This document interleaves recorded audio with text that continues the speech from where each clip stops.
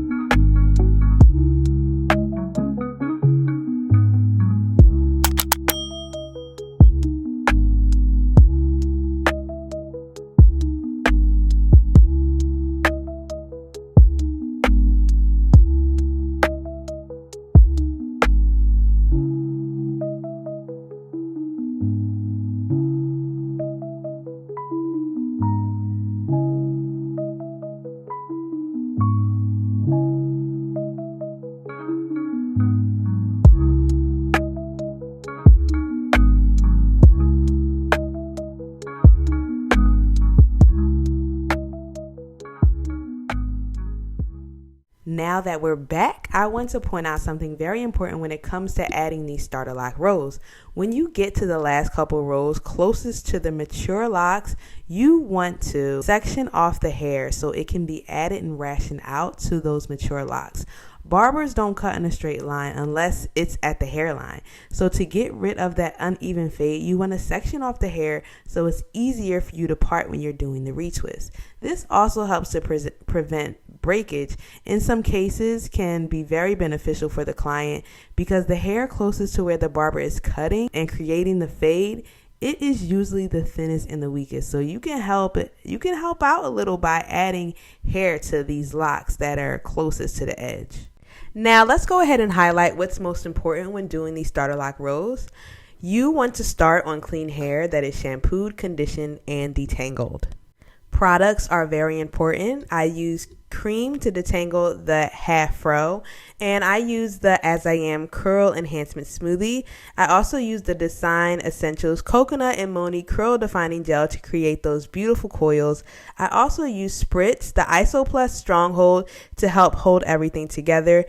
You can also use a braid gel to help section and define those parts. I love the Pure brand, their Neat Braid Conditioning and Shine Gel. And you can use your favorite brand, but these are the products I use that help me get the best results. And next is parting.